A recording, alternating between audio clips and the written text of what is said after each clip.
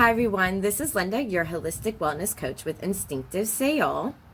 Welcome back for part 2 of our lymphatic system.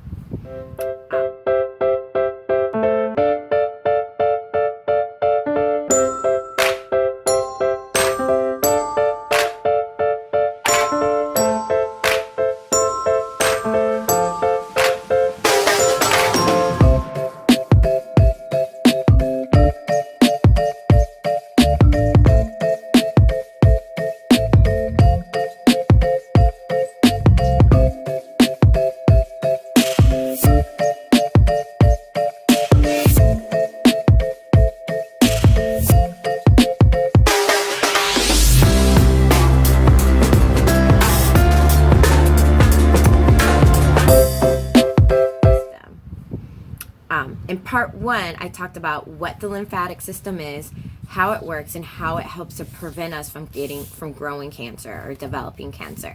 If you haven't watched part 1 yet, stop the video, go watch it now, and then come back and watch this one. It's really great information. It's really good to know, especially in these days, as cancer has really been on the rise. I know it hasn't been talked about due to the virus, but cancer has really been on a rise. I still, to this day, I still continue to hear more friends that have loved ones that are being diagnosed with cancer.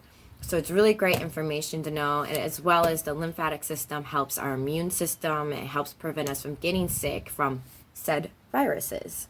So if you haven't watched it, like I said, stop the video now, go watch part 1 so you can know more about the lymphatic system and how it helps us, and then come back and watch this one.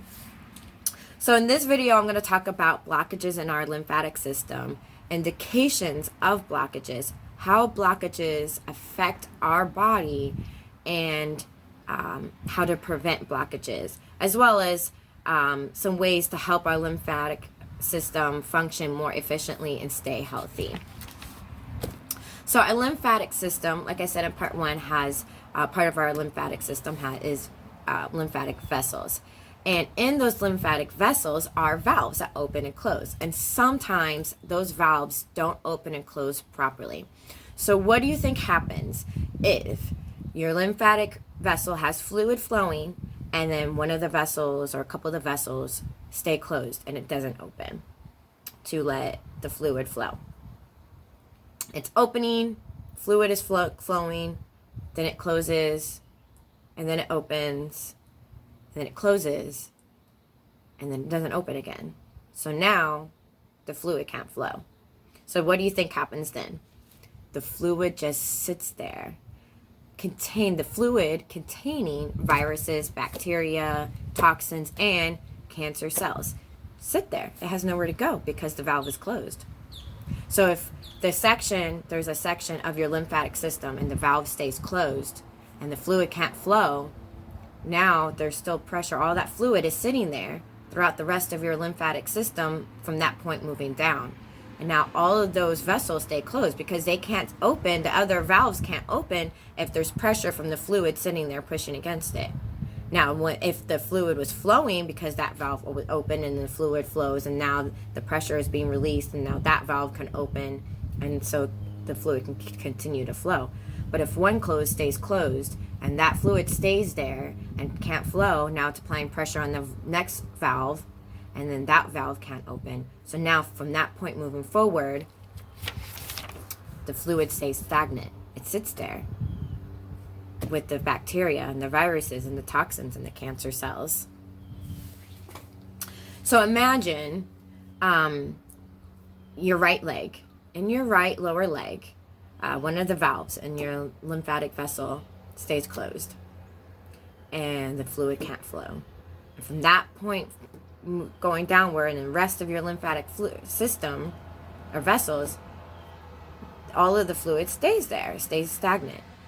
Now, if you remember in part 1, I explained how our tissues, our muscles and tissues and everything is always leaking fluid.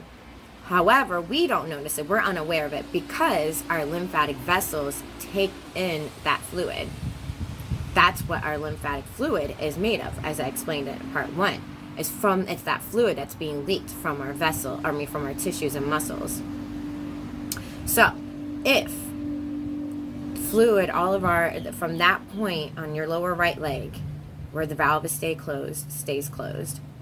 If the vessels, lymphatic vessels, from that point down is full of fluid, because the fluid isn't flowing, now it's filled, or still sitting there with fluid filled in it. It can't absorb or can't take in the fluid that's being leaked from your tissues and muscles. So what do you think happens? All of that fluid builds up in the tissue. Now you're starting to see swelling, puffiness, and swelling, also known as edema. So swelling or puffiness or swelling that's not from an injury, or is not from an injury, is an indication of a blockage in your lymphatic system. So when that happens, well, I don't want to jump ahead. Now that you know this, you're probably asking, well, what can I do to keep that from happening, to prevent that from happening? Have you ever heard of a lymphatic massage? So a lymphatic massage is a gentle massage, and it helps move the fluid in your lymphatic vessels and helps to open and close those valves to keep that fluid flowing and moving towards your lymph nodes, preventing blockages or clearing any blockages that you may have. So if you see swelling and it's not because you injured yourself, or you see some puffiness, and usually a lot of times you'll see it in your feet or ankles or lower legs, lower part of your legs, and you didn't injure yourself, a lot of times doing a lymphatic massage in that area will help to alleviate that.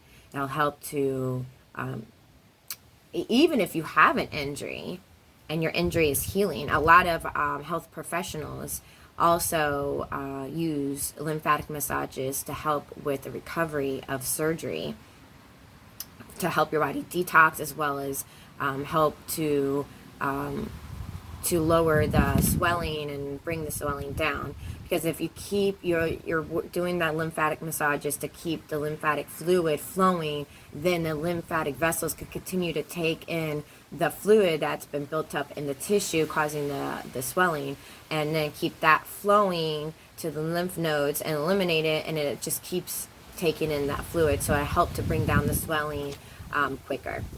So a lot of health professionals recommend, when you have swelling, even from an injury or from a surgical procedure, obviously you have to be very careful of just things like stitches. Usually the health professional will be the one performing the lymphatic massages to help prevent any tearing or ripping or anything like that from surgery or whatever, or further injury to the injury you already have. But it is a way to bring down swelling as well. So a lymphatic massage is a very gentle massage. It's not a deep tissue massage. It's not a vigorous massage. As I explained in part 1, our lymphatic system lays just underneath our skin here. And that's why you can feel your lymph nodes just under the skin. Like they're like little, feel kind of like little beans or little balls underneath your skin. And so you can feel them because our lymphatic vessels and system lay just underneath our skin. So it's a very gentle massage. So in part 3 of our lymphatic system, I will demonstrate how to perform a lymphatic massage. So I hope that this was great information for you, because as I explained in part 1, the lymphatic system is a very important part of our system. It's an important part of our immune system to help prevent us from getting sick from viruses and bacteria, and as well as cancer. Oh, I think it's about to rain. The wind is picking up. I better hurry up with this video. So I hope that this video inspired you to do the little things to help your body stay healthy and function more efficiently, as our body does a lot for us. So it's important for us to do our part to help our body stay healthy and work and function properly and efficiently, and to keep our health, to keep ourselves healthy as we can, so we can live a better life and fully enjoy it. Because the healthier we are, the more we can enjoy our life. So with that being said, I hope you enjoyed this video. Stay tuned for part 3 where I'll demonstrate how to do a lymphatic massage. Don't forget to check out my other videos. Lots of new videos still coming as well and are on their way. It will be uploaded soon. Don't forget, I'm going to be launching my new product line, clean, holistic, organic hygiene products, skincare, and all kinds of great stuff. Products that I've been making personally myself for many years, been using it with my family. A lot of friends have used it. Everyone loves it. So I am launching this line here real soon. So keep an eye out on that. I'm super excited about it.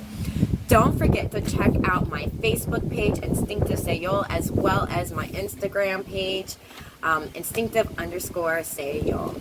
I hope y'all have a beautiful day, and I'll talk to you guys later. I gotta get out of here before it rains. Bye!